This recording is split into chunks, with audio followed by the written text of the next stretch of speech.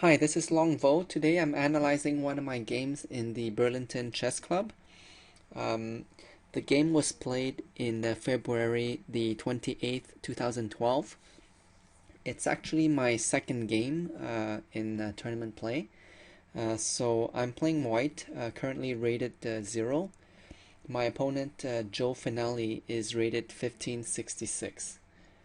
So I open with e4, and he goes e6. Now I go knight to f3, and he goes d5, challenging the center. I go e5, and he goes c5. So right now he has good control over the center here, and I don't really know any opening at this point. So I'm just sort of playing and just reacting and not really knowing any moves or how to develop properly. So I go c3 with the idea of moving to d4 next, defending the pawn and challenging the c pawn here. So he goes knight to c6, putting pressure on the e pawn. And I go d4. Now he goes queen to b6, so same thing. At this point I don't really see that he's indirectly putting pressure on my d pawn. So this is the typical French defense here. So I go a3 with the idea of going b4 eventually to challenge the center here. And he goes bishop to d7. So now I go bishop to e2. So as you can see, perhaps I should have gone b4 right away, because I mean this move here has nothing to do with this move. So I'm just playing randomly now without really a plan. So I just thought to myself, you just have to develop, and that's the way I used to think. So he goes knight to e7. I castle short, and he goes knight to f5. So at this point I didn't really even realize that his idea was really to put a lot of pressure on that d pawn, and he has 4 attackers on it, and I only have 3 defenders. So at this point I didn't even realize that. So I go b4, right? So it would have made more sense if I played b4 before that. So anyways, now he goes c takes d. Now I realize that there's no way to defend that pawn anymore, because he has too many attackers. So I decided to give up on that pawn. So I go bishop to b2, just continuing development and accepting the fact that I'm going to be down a pawn.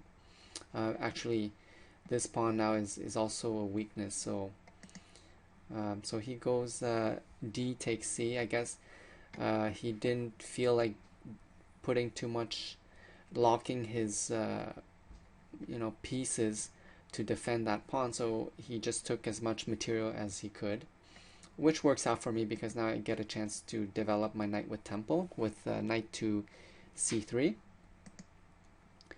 And he goes knight to d4. So starting the attack and exchanging some pieces here. So knight takes d4, and knight takes d4. So my bishop is under attack here, and I don't really understand, what's better, or when to exchange and when not to exchange, and which pieces are active. And but I just thought that I heard somewhere that bishops were better than knights, so I didn't feel like exchanging. So I went bishop to d3, and he retreats his knight to f5. So here, knight to e2. So same thing, I don't really understand what I'm doing. I guess here the thought was perhaps indirectly here defending the e pawn. The knight here, I guess eventually I could attack on the king side, but at this point he's not castled, so I don't really know where he's, where to attack. So he goes bishop to e7. So at this point he has the choice to castle on either side. So I didn't like the idea of being x-rayed here. So I go king to h1 with the idea of pushing with the f pawn. So he castles short. So now I have an idea where to attack.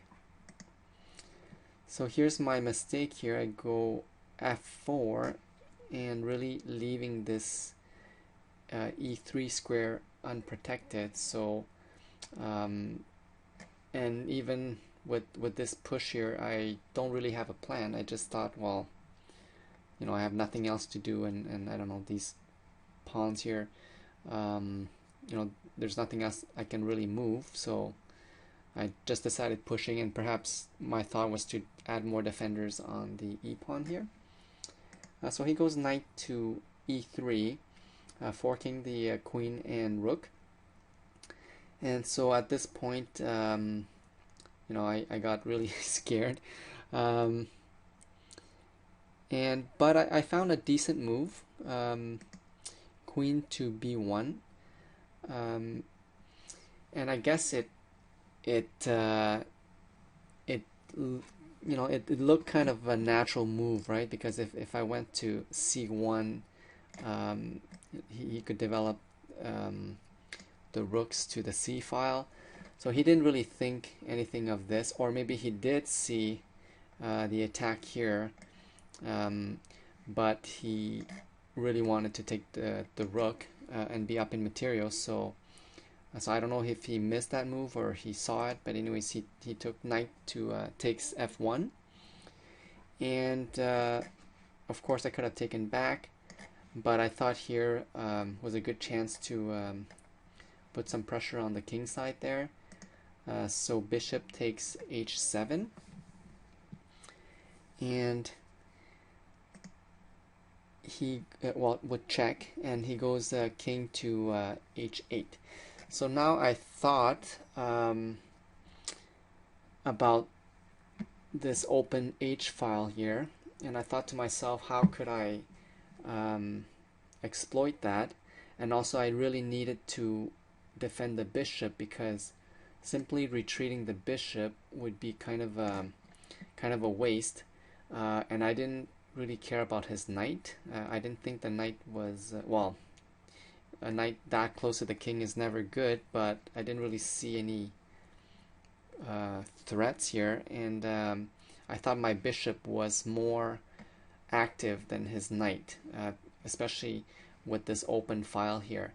So I thought to myself that if I went queen to d3 with the idea of going to h3, well, queen to d3 is still protecting the bishop, and then going to h3 still protecting the bishop and x-raying the king. I thought that would be a strong move, but then he would have knight to e3, and that would really ruin my plan. But of course I had this move that I didn't see, and I could have used that move. But anyways, I decided to somehow remove the defender of e3 here, which is the queen. So I decided to go bishop to d4, kicking the queen away and really taking control of the e3 square. So he goes queen to c7. So same thing at this point, taking the knight is an option, but I don't want to lose my bishop there. because I thought it was more important. So queen to d3 with the idea of queen to h3 next, and there's nothing that can stop that, right? Because the knight here is totally paralyzed. So he goes queen to c4, offering an exchange, and that worked out for me because my idea was really to go queen to h3, which I did. So now my knight here is hanging. But of course he saw the threat here, which was much bigger. So he goes rook to c8, I guess trying to create an escape path for the king. So I go bishop to d3 check, and here I would have won his queen. Then he goes king to g8, and instead of taking the queen, I thought that it would be better to deliver check first and see what happens, and then the queen can be taken anytime anyways. So then he goes king to f8, and this is where I see that, you know, there's a checkmate here. So I went queen to h8, checkmate. So this was my first win of I guess of my amateur club chess career, and I was really happy and proud of myself. So we sort of analyzed the game a little bit here. So once I went queen to d3, perhaps a better move for him would have been pawn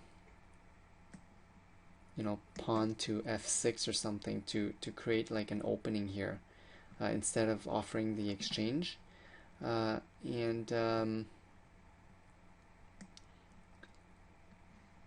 when I go queen to h3, yeah, I'm not sure. I'm not very good at analyzing. So yeah, I'm not sure what else he could have done. Guess at this point just maybe take here.